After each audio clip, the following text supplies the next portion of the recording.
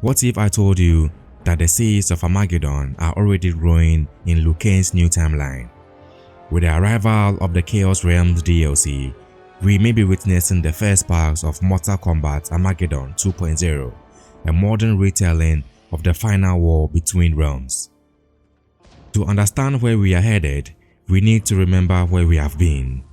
Mortal Kombat Armageddon 2006 was the culmination of decades of storylines, pulling nearly every character into a final cataclysmic battle at the Pyramid of Argus. Blaze, a powerful elemental, would be the catalyst for judgment, and only the strongest would ascend and shape the fate of the realms. This was the end game. Everyone fought, everyone died, and in the chaos, Taven emerged victorious. But the peace he sought never came. Instead, it was a grim reminder that power corrupts and peace is fleeting. In Mortal Kombat 1, Liu Kang restarts time as a fire god to build a more peaceful era. But peace is temporary. Already, the forces of Outworld, Earthrealm, and now the Multiverse are aligning for war once again. Let's break down the visual and narrative breadcrumbs that suggest we are heading towards another Armageddon, just in a new, more chaotic packaging. The Khaos Reigns DLC doesn't just tease new fighters, it reveals a universe tearing at the seams. Characters like Noob Saibot and Motaro return, but not necessarily as the versions we know. Thanks to the timeline's reset and Havik's growing influence, variant fighters from other timelines are being pulled into the fray. This is one of the clearest signals that we are entering Multiversal Armageddon territory. Instead of one unified timeline, we now have dozens of alternate warriors, all clashing for dominance. Sound familiar?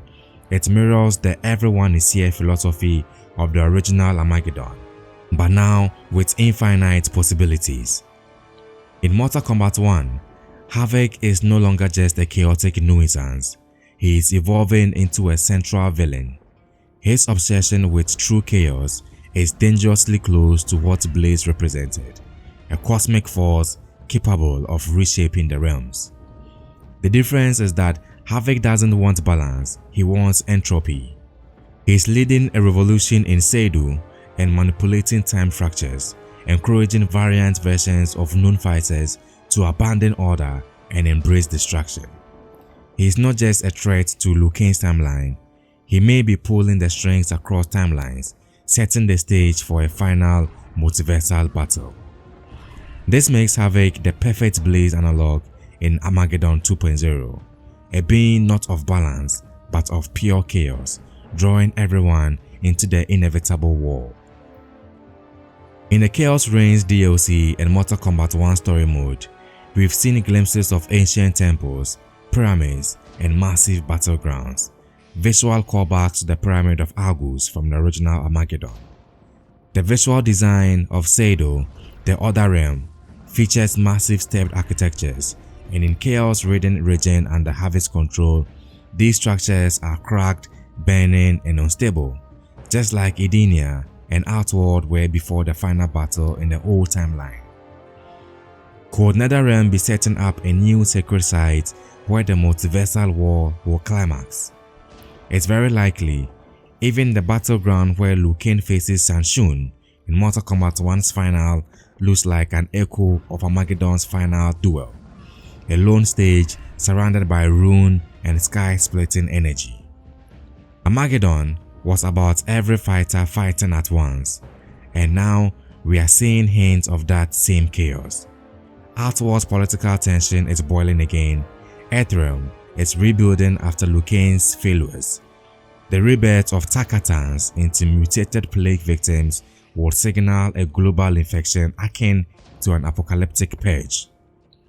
The return of corrupted fighters like Noob Saibot suggests that moral alignment will blur, just like in the original Armageddon, where even heroes fell to bloodlust. Add in timeline hopping enemies, and you've got the perfect storm for a final battle, or a rebooted version of it. Perhaps The most tragic part of Armageddon 2.0 is that Liu Kang himself might be the one who causes it. As a god, he thought he could create peace, but his meddling with timelines, his protectionist attitude, and his inability to foresee the consequences have fractured the very fabric of reality. If we follow the original saga, the one who brings balance always fails. The gods are never enough. Mortal Kombat is not a story of peace, it's a story of eternal war.